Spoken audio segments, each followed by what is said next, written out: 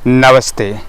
आज हम लेकर के आए हैं यह बहुत ही महत्वपूर्ण योग क्रियाएं, जिसे हम प्राकृतिक योग कहें तो कोई गलत नहीं है।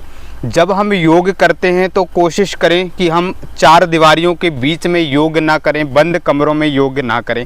यदि आपके आसपास कोई गार्डन है या कोई ऐसा क्लब है तो आप वहाँ पर जा कर के योग क्रिया किया करें। जो आप घर में योग क्रिया करते हैं वहाँ पर करेंगे तो उसके आपको 100 गुना फ़ायदा मिलेंगे।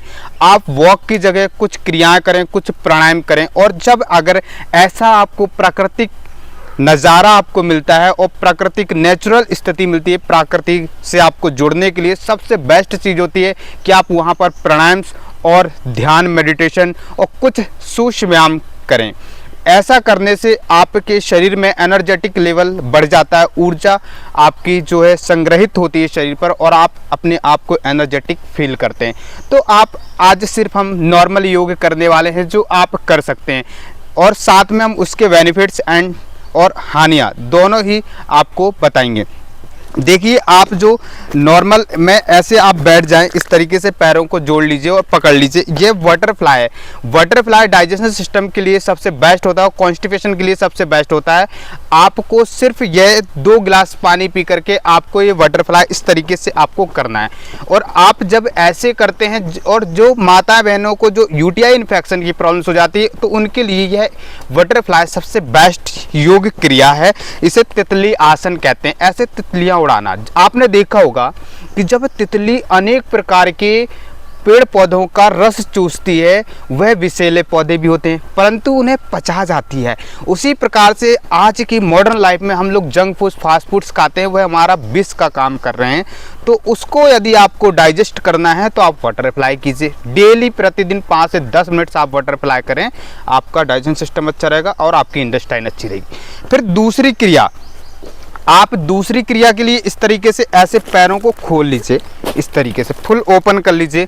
जितना जिसका खुल पा रहे हैं पैर उतना कीजिए।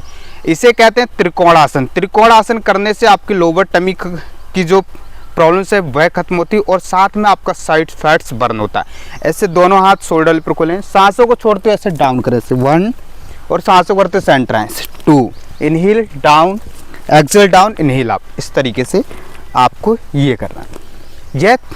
यह भी आपको 20 का सेट्स करना है प्रतिदिन। अगर 3 सेट्स कर लेते हैं तो और बेस्ट है।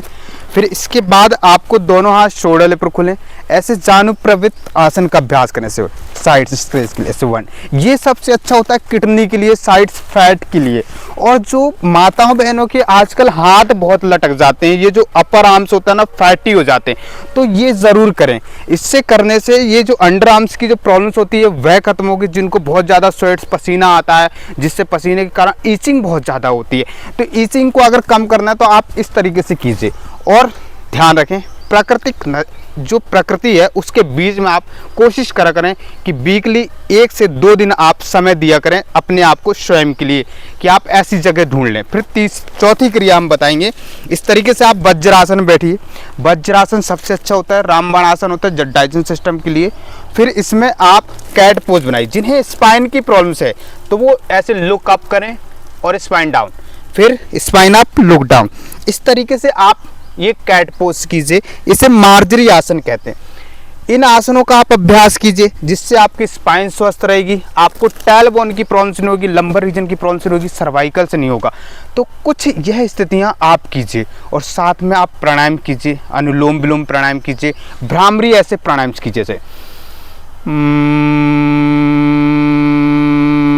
इस तरीके से आपको 5 से 10 बार आपको भ्रामरी प्राणायाम करना है। ऐसे अगर प्रकृति के साथ बैठ करके आप करते हैं तो आपका मेंटली जो स्ट्रेस है वह काम डाउन हो जाएगा और आप अपने वर्क में अच्छे से फोकस कर पाते हैं। भ्रामरी प्राणायाम लैक्टिक एसिड को कम करने के लिए सबसे बेस्ट प्राणायाम होता है, जो आपके नर्वस सिस्टम को एक्टिव करता है। तो इन क्रियाओं के साथ आप योग किया करें और स्वस्थ रहें, लाभ लें। आज के लिए इतना ही। धन्यवाद।